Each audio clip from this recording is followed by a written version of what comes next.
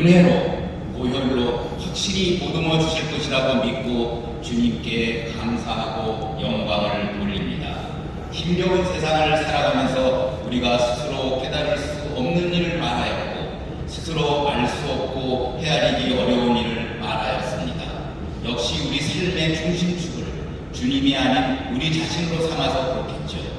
무릎 꿇고 진심으로 회개합니다. 우리가 주님께 묻겠습니다. 주께서 우리로 하여금 알게 하여 주시옵소서. 우리가 주님의 음성을 귀로만 듣는 것이 아니라 눈으로도 보게 하여 주시옵소서. 우리의 몸을 하나님이 기뻐하시는 거룩한 산 제물로 드리는 합당한 예배를 드리기 위해 후소대학 교회에 모여 있습니다. 예수님을 믿기 시작했던 뜨거운 첫사랑을 기억하게 하시고 믿음은 언제나 예수 중심의 현재 진행형임을 깊이 깨달아 예수의 생명을 누리며 살아갈 수 있도록 주님 동행하여 주시옵소서. 하나님의 말씀을 전하시는 박기홍 목사님께 성령의 능력에 힘입어 말씀의 큰 은사가 차고 넘치도록 하시옵소서. 전하시는 말씀을 듣는 모든 분들을 주님께서 일일이 눈동자처럼 기억하사 사랑의 끈을 놓지 마시고 만사훈통으로 보답하여 주시옵소서. 또한 그분들의 가족과 속해 있는 공동체에게도 평강의 에너지가 철철 넘치도록 하시옵소서. 우리를 구원하기 위해 십자가에 못 박히시고 부활하신 귀하고 아름다운 예수님의 이름으로 기도드렸습니다. 아멘.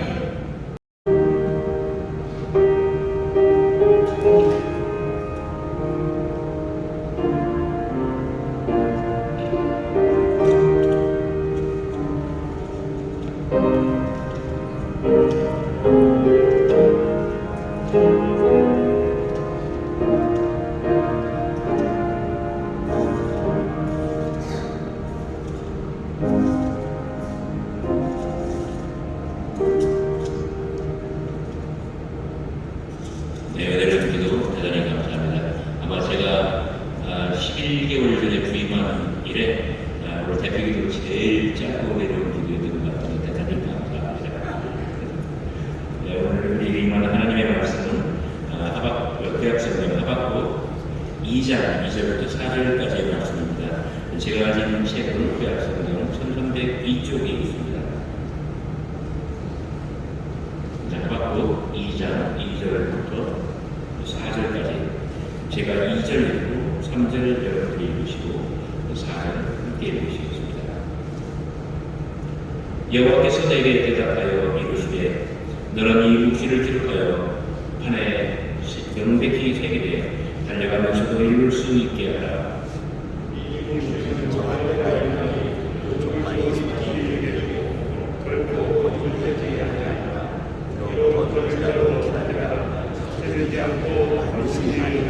다같이 보라 그의 마음은 교만하며 그 속에서 정직하지 못하나 의인은 그의 믿음으로 말미암아 살리라. 아멘. 하나님의 찬양대에 찬양 듣겠습니다. 여기서 부목은 진실하게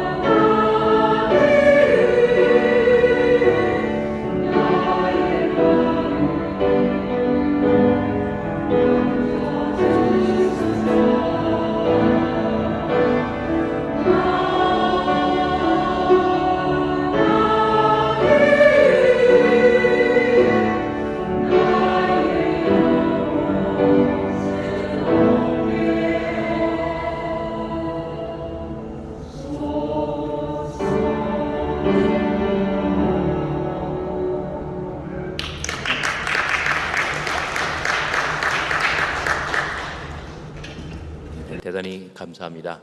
오늘 우리에게 말씀을 전해주실 분은 박기용 목사님이십니다.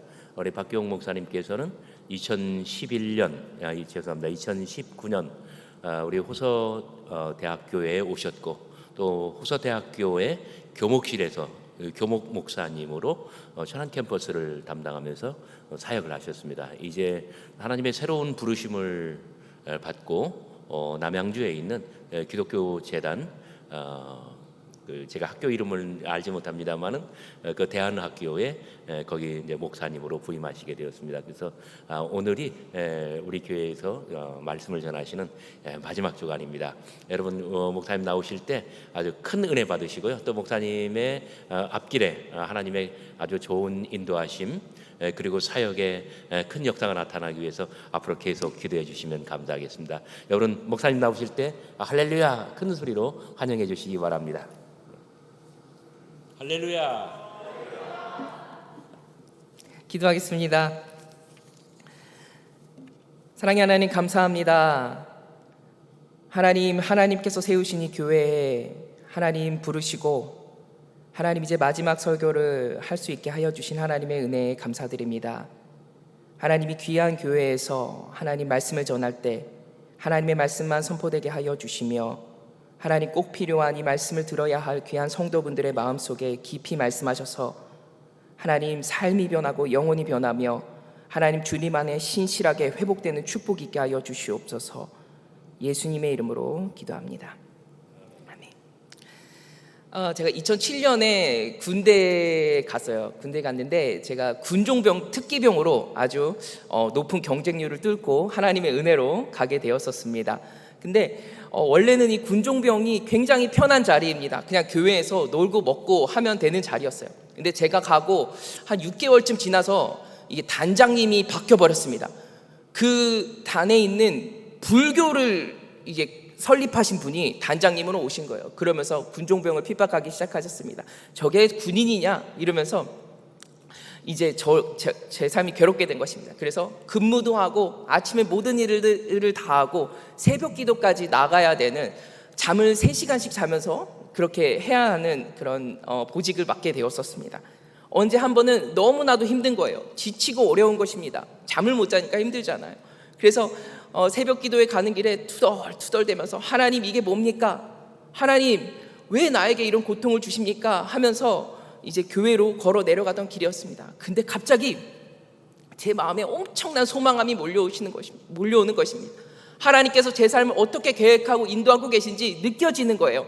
그래서 그 소망으로 인해 감사의 고백을 하면서 폴짝폴짝 뛰면서, 원래 그렇게 가면 안 되는데 군대에서 폴짝폴짝 뛰어서 교회까지 갔던 기억이 있습니다. 인간에게는 소망이 필요합니다. 우리의 인생이 어려움을 지나가기 때문에 그렇습니다. 여러분, 소망이 있다면 어떤 어려움도 이겨낼 수 있습니다. 반면 우리의 인생이 소망이 느껴지지 않는다면 우리가 어떤 어려움도 이겨낼 수 없습니다. 소망은 삶을 견뎌낼 수 있는 힘의 원천입니다. 어려움이 찾아온 것이 문제가 아니라 어려움 속에서 하나님께서 주시는 소망을 바라보지 못하는 것이 우리 삶의 큰 문제입니다. 소망은 우리의 삶을 붙들어주는 강한 기초이며 삶의 기둥입니다. 여러분의 삶에는 우리 인생의 기초이며 기둥인 이 소망이 있습니까? 어려움 속에서 이 소망을 바라보고 이 어려움을 뚫고 나갈 수 있으신 이 소망이 여러분의 삶 속에 있으십니까? 저와 여러분에게 우리의 삶의 산 소망이신 예수 그리스도께서 계신 줄을 믿습니다. 오늘 말씀을 통해서 저와 여러분이 우리의 영생을 붙들고 계시는 예수 그리스도를 바라보시는 축복에게 기도합니다. 성경 속에는 고난 중에 하나님께 부르짖은 많은 사람들이 있습니다. 고난 속에서 하나님의 뜻을 구하던 기도자들에게 하나님께서도 많은 방법으로 응답을 해주셨습니다. 그중 가장 많이 응답하신 방법이 있습니다. 고난의 상황에서 이들을 꺼내어 주신 것이 아닙니다. 그렇다면 무엇입니까? 고난 속에 있는 인간에게 우리를 위해 죽으신 예수 그리스도의 사랑을 보여주십니다. 그리고 나서 그들이 그 고난에서 일어나는 것을 우리가 말씀을 통해 보게 됩니다. 오늘 읽을 말씀은 하박국서입니다. 하박국서 1장을 보면 하나님께서 극악무도한 갈대아 사람을 일으키셔서 이스라엘 백성들을 훈계하겠다고 말씀하십니다. 그 말씀을 들은 하박국 선지자가 하나님, 이것은 공정하지 못합니다. 우리가 주님의 백성이 아닙니까? 주님의 백성이 아닌 저 사람들에게 왜 우리가 당해야 합니까? 라고 항의합니다. 1장 말씀은 하박국이 하나님께 항의하는 내용이고, 오늘 나누게 될 하박국서 2장 말씀은 하나님 불공평합니다 라는 하박국의 기도에 하나님께서 응답하시는 내용입니다. 어떤 신학자는 하박국서 2장 말씀이 성경 전체에서 가장 중요하다라고 말하기도 합니다. 이 말씀이 어려움의 해답이다라고 생각하기 때문에 그래요. 그래서 오늘 우리가 하박국서 2장 말씀을 살펴보겠습니다. 오늘 본문 하박국서 2장 2절과 3절 말씀을 우리 큰 목소리로 함께 읽어보겠습니다. 하박국서 2장 2절과 3절 말씀입니다. 시작. 여호와께서 내게 대답하여 이르시되 너는 이 묵시를 기록하여 판에 명백히 새기되 달려가면서도 읽을 수 있게 하라. 이 묵시는 정한 때가 있나니 그 종말이 속히 이르겠고 결코 거짓되지 아니하리라. 비록 더딜지라도 기다리라. 지체되지 않고 반드시 응하리라. 아멘. 하나님께서 항의하면서 응답을 기다리고 있는 하박국에게 묵시를 기록해라 라고 말씀하십니다. 그리고 이것을 명백히 새겨서 달려가면서도 읽을 수 있게 하라 라고 말씀하셔요. 여러분, 달려가면서 무엇을 읽을 수 있으십니까? 불가능합니다. 무슨 말이냐면 기억하라는 말씀입니다. 외우라는 것입니다. 그런데 특이한 것이 있습니다. 이 묵시, 이 말씀이 이루어질 하나님께서 정하신 그때가 있다는 것입니다. 고통스러운 마음으로 하나님의 응답을 기다리고 있는 하박국에게 하나님께서 이 묵시를 주셨고, 이 묵시가 이루어질 그때가 있다라고 말씀하셔요. 그리고 이 묵시가 무엇인지 듣게 된 하박국은 이렇게 고백합니다. 하박국서 3장 18절부터 19절 말씀입니다. 제가 읽어드리겠습니다. 나는 여호와로 말미암아 즐거워하며 나의 구원의 하나님으로 말미암아 기뻐하리로다. 여호와는 나의 힘이시라. 나의 발을 사슴과 같게 하사 나를 나의 높은 곳으로 다니게 하시리로다. 아멘. 존귀한 성도 여러분, 항의하던 하박국이 다시 하나님께 기쁨으로 기도할 수 있게 하신 이 묵시가 과연 무엇이었을까요? 이 묵시가 이루어질 때가 언제이기에 하박국의 항의가 찬송으로 바뀔 수 있었을까요? 이 묵시를 기록하여 판에 명백히 새기되 달려가면서도 읽을 수 있게 하라. 이 묵시는 정한 때가 있다. 어떻게 이 말씀이 하박국의 항의를 기쁨으로 바꾸어 놓을 수 있었을까요? 이 묵시가 이루어진 정확한 하나님의 때를 갈라디아서 4장 4절부터 6절이 말하고 있습니다. 제가 읽어드리겠습니다. 때가 참에 하나님이 그 아들을 보내사 여자에게서 나게 하시고 율법 아래에 나게 하신 것은 율법 아래에 있는 자들을 속량하시고 우리로 아들의 명분을 얻게 하심이라. 너희가 아들이므로 하나님이 그 아들의 영을 우리 마음 가운데 보내사 아빠, 아버지라 부르게 하셨느니라. 아멘. 하나님께서 하박국에게 묵시를 주셨어요. 그리고 이것이 이루어질 때가 있다라고 말씀하셨습니다. 이때는 언제입니까? 때가 참에 하나님이 그 아들을 보내사. 하박국이 고통 속에서 희망을 느낄 수 있게 하신 그 묵시의 때가 언제였습니까? 하나님께서 아들을 보내신 그 때였습니다. 무슨 말이냐면요, 하박국이 한탄과 고통 속에서 하나님께 이럴 수는 없습니다라고 항의할 때, 고통 속에 있을 때 하나님께서 그 고통 속에서 하박국을 꺼내주신 것이 아니라 보여주신 것이 있다는 것입니다. 그것이 누구십니까? 구원의 하나님, 때가 차서 우리에게 보내주실, 우리를 구원하실 예수 그리스도라는 것입니다. 하박국이 하나님께 어려움을 항의하다 신이신 하나님께서, 거룩하신 하나님께서 인간을 위해 죽으신 예수 그리스도의 사랑을 본 것입니다. 너희들이 지금 어려워도 두들겨 맞아도 내가 너희를 인도하고 있다. 독생자 예수를 우리에게 주시면서까지 우리를 구원하기 원하시는 하나님의 마음을 하박국이 보게 된 것입니다. 성경 속에는 고난 중에 하나님께 부르짖은 많은 기도자들이 있습니다. 그때마다 하나님께서 그들에게 예수 그리스도의 사랑을 보여주십니다. 성경에서 어려움을 많이 겪은 사람을 뽑으라면 다윗을 빼놓을 수 없습니다. 다윗은 목숨까지 위협받는 어려움을 수도 없이 마주했습니다. 이 사람이 이렇게 고백합니다. 함께 말씀을 읽겠습니다. 시편 22편 1절과 2절 말씀입니다. 시편 22편 1절 2절 말씀 한 목소리로 읽겠습니다. 시작. 내 하나님이여 내 하나님이여 어찌 나를 버리셨나이까. 어찌 나를 멀리하여 돕지 아니하시오며 내 신음소리를 듣지 아니하시나이까. 내 하나님이여 내가 낮에도 부르짖고 밤에도 잠잠하지 아니하오나 응답하지 아니하시나이다. 시편 22편에 보니 다윗이 어찌하여 하나님 나를 버리십니까? 라고 항의합니다. 한탄합니다. 하나님께 부르짖습니다. 어려우니까 주님이 버렸다는 거예요. 그러다 22편 16절부터 19절에서 이렇게 말합니다. 개들이 나를 에워쌌으며 악한 무리가 나를 둘러 내 수족을 찔렀나이다. 내가 내 모든 뼈를 셀 수 있나이다. 그들이 나를 주목하여 보고 내 겉옷을 나누며 속옷을 제비뽑나이다. 여호와여 멀리하지 마옵소서. 나의 힘이시여 속히 나를 도우시옵소서. 왜 나를 버립니까 주님? 이렇게 고백하던 다윗이 갑자기 이런 고백을 합니다. 그들이 나를 주목하여 보고 내 겉옷을 나누며 속옷을 제비뽑나이다. 여러분, 다윗의 삶에는 누군가 다윗의 겉옷을 나누고 속옷을 제비뽑은 기록이 존재하지 않습니다. 여러분도 아시다시피요. 이 기록은 오직 한 분에게서만 성경에서 발견됩니다. 말씀을 읽어보겠습니다. 요한복음 19장 24절 말씀입니다. 제가 읽어드릴게요. 그들이 서로 말하기를 이것은 찢지 말고 누가 차지할지 제비를 뽑자 하였다. 이는 그들이 나의 겉옷을 서로 나누어 가지고 나의 속옷을 놓고서는 제비를 뽑았다 하는 성경 말씀이 이루어지게 하려는 것이었다. 그러므로 병정들이 이런 일을 하였다. 시편 22편의 기록을 갖고 계신 분이 성경에 딱 한 분 있습니다. 누구십니까? 예수 그리스도입니다.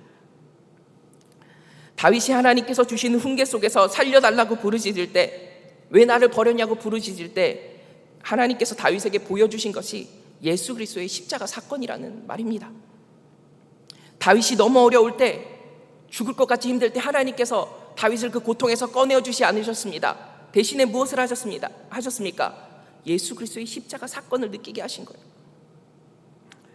하나님의 독생자 아들 예수 그리스도께서 자신을 위해 어떻게 죽으셨는지 보게 된 것입니다. 자신의 자손들을 앞으로 어떻게 인도하실지, 어떤 사랑으로 인도하실지 보게 된 거예요. 그것을 본 다윗이 시편 23편에 이렇게 고백합니다. 여호와는 나의 목자시니 내가 부족함이 없으리라. 하나님은 고통 속에 있는 다윗과 하박국의 항의를 해결해 주시지 않으셨습니다. 대신에 우리의 고통 속에 함께 계신 예수 그리스도를 보여주셨습니다. 그리고 이들의 고통이 기쁨으로 변하였습니다. 사도행전 7장에 보면 스데반 집사님이 죽을 위기에 처해 있습니다. 한마디만 더라면 돌에 맞아 죽습니다. 두렵지 않았겠습니까?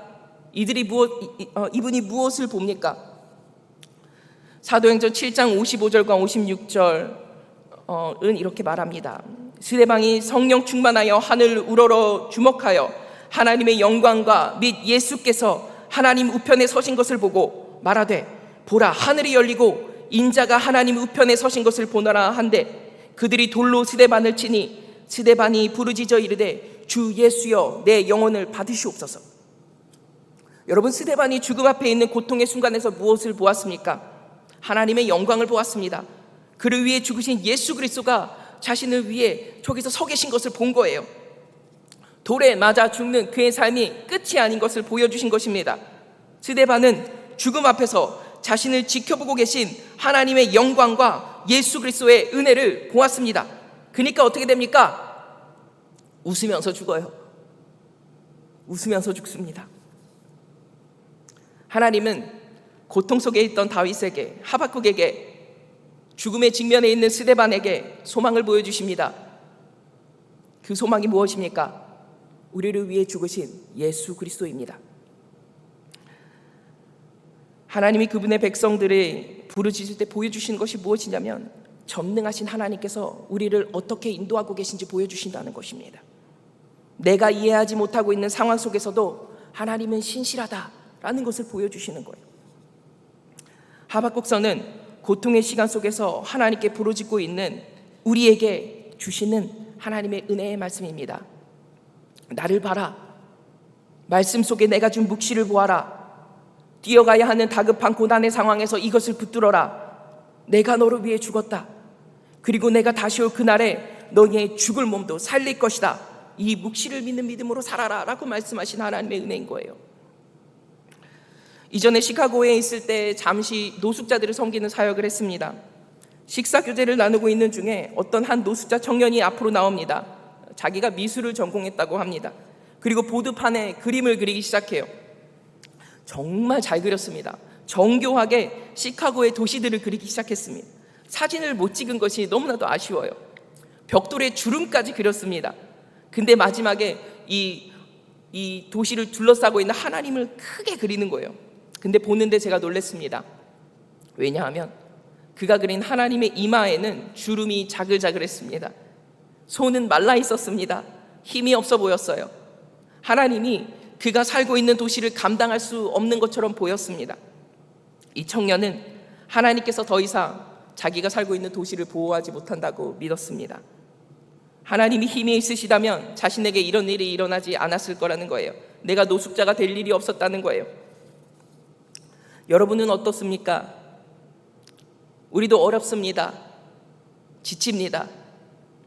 주님께서 내 사업, 가정, 내 건강을 보호해 주셨으면 하는데 그렇지 않아 보일 때가 너무나도 많은 거예요. 그로 인해 때론 신앙을 포기하고 세상만을 쫓아 살고 싶을 때가 많습니다. 사랑하는 여러분, 어려움을 겪어내고 계신, 예수 그리스도를 바라보며 어려움을 겪어내고 계신 존귀한 성도 여러분, 우리의 어려움 속에서 하나님께서 살아계십니까? 혹시 노숙자의 청년의 그림처럼 우리에게도 하나님이 보잘것없는 분처럼 느껴지시진 않습니까? 그래서 우리의 힘으로 살아가고 있진 않습니까? 우리가 살면서 아무리 기도해도 주님이 듣고 계시지 않은 것 같을 때가 너무나도 많이 있습니다. 하박국처럼, 다윗처럼 하나님 살아계십니까?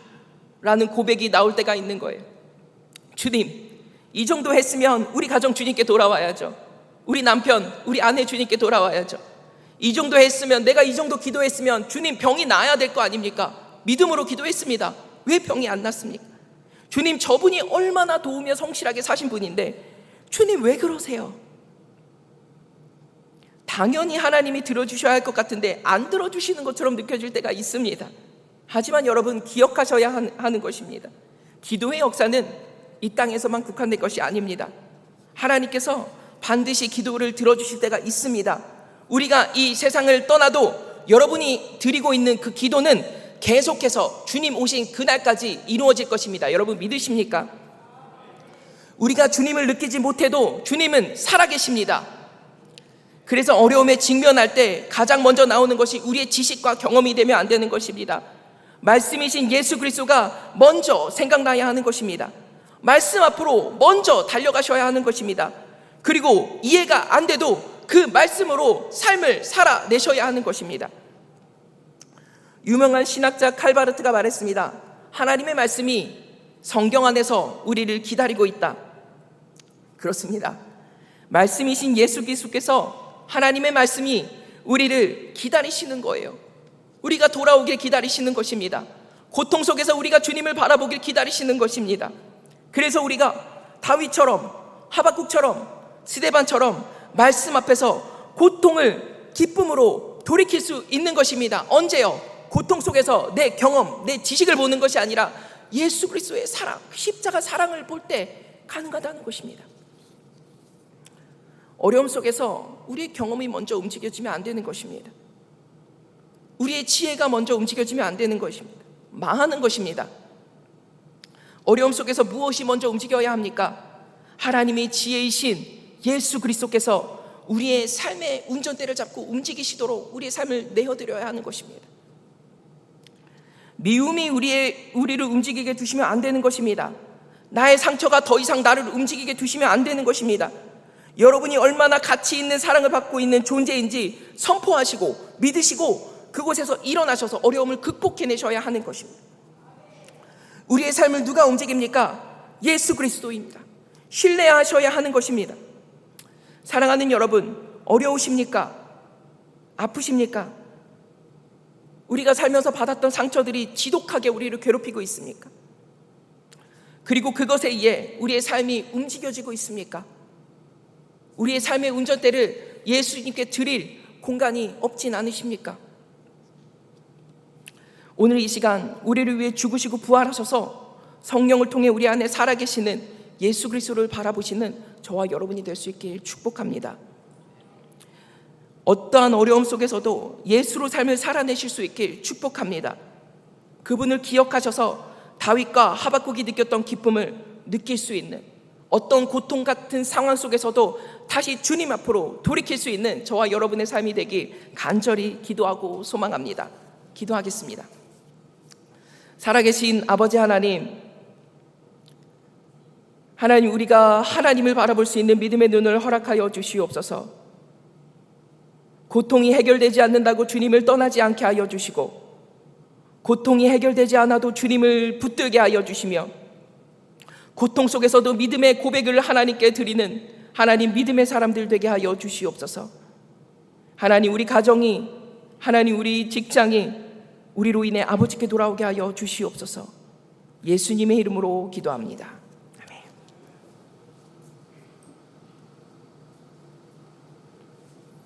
네, 은혜로운 말씀 대단히 감사합니다. 오늘 준비하신 예물을 봉헌하실 때 다 같이 찬송 28장 복의 근원 강림하사 함께 부르시겠습니다.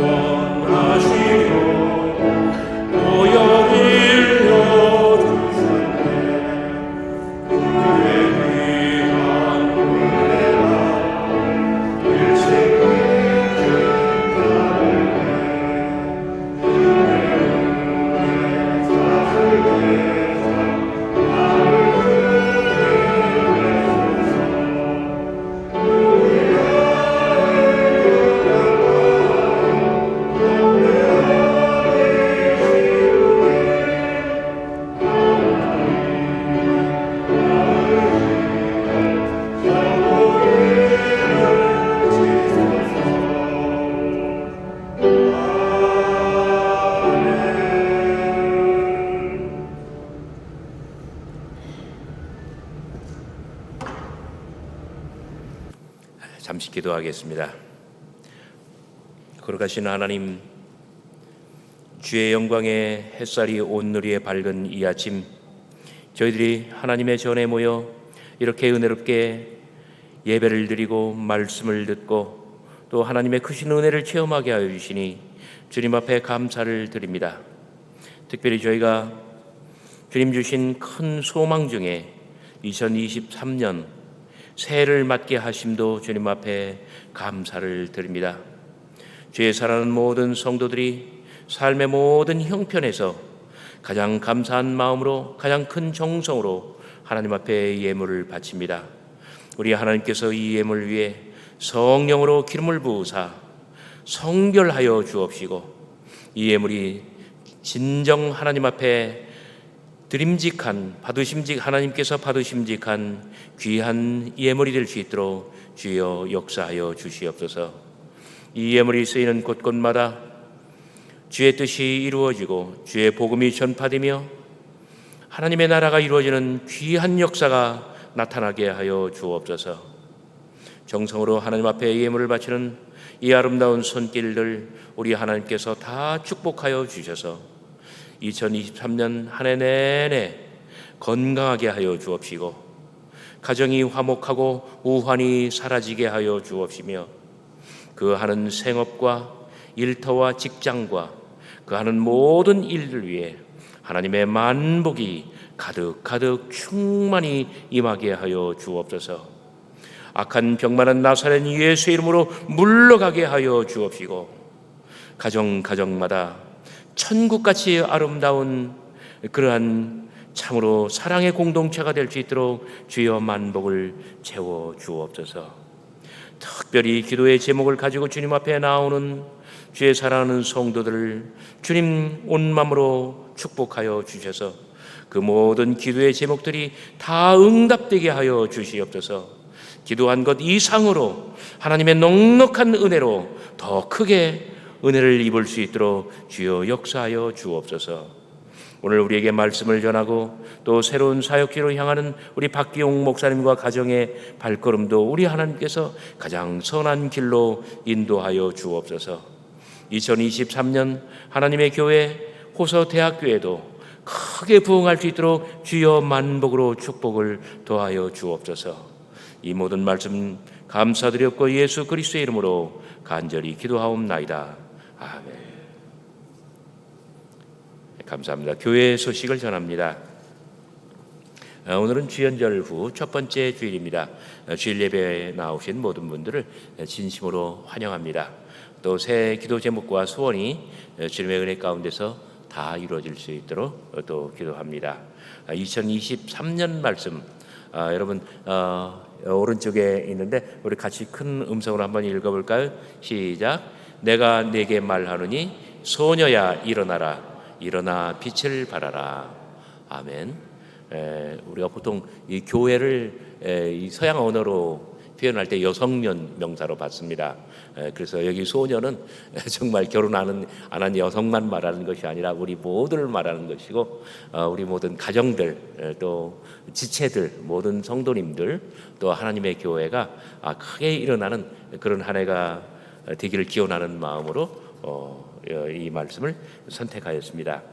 목회와 소통, 신방이나 목회적 돌봄 또는 특별한 기도가 필요한 분들은 부족한 전화 교회 사무실에 연락 주시기 바랍니다. 그리고 애경사가 있는 분들도 성도의 교제를 위하여 또 교회가 위해서 기도할 수 있도록 여러분 꼭 소식을 공유해 주시기 바랍니다. 교회 사무실 운영 참고해 주시고요. 유초등부 교사를 아주 급히 모시려고 합니다. 이렇게 은사가 있거나 아니면 내가 은사가 없지만 그래도 정말 어린이들 은혜로 가르치고 교육하는데 내가 조금이라도 도움이 됐으면 좋겠다 하는 마음이 있는 분들은 부족한 전화 교회 사무실에 말씀해 주시면 함께 거룩한 성역에 참여하실 수 있도록 그렇게 하겠습니다.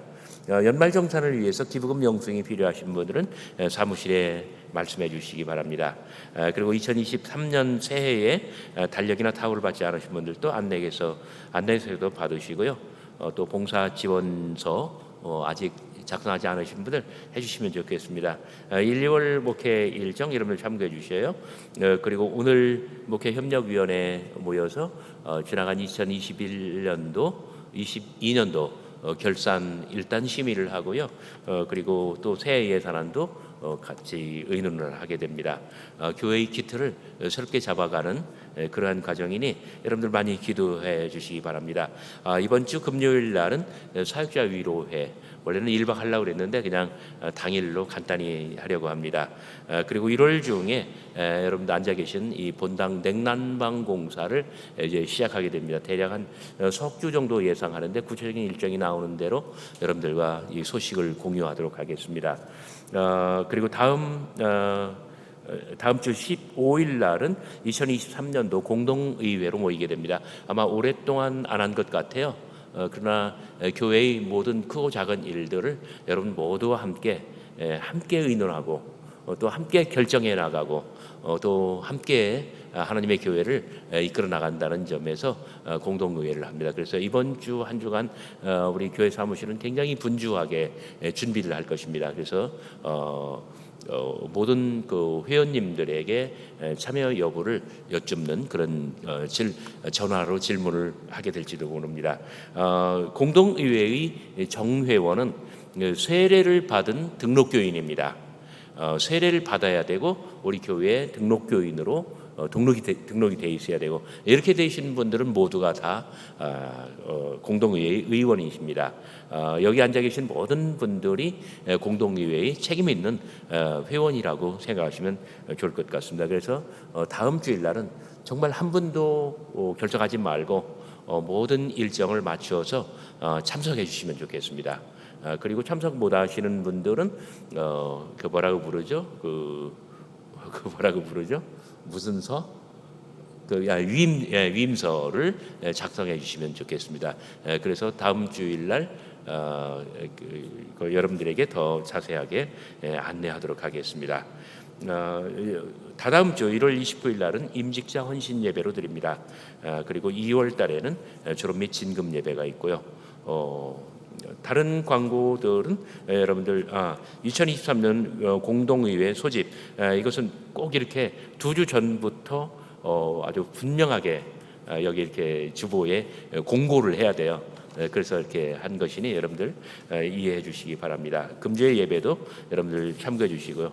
특별히 강단에 있는 이 아름다운 꽃은 우리 배성혜 전도사님께서 정말 하나님 앞에 크게 헌신하는 마음으로, 감사하는 마음으로 이렇게 헌화하신 것입니다. 여러분 다 같이 자리에서 일어나 찬송가 93장 예수는 나의 힘이여 1절 부르신 후에 축도로 예배를 마치도록 하겠습니다.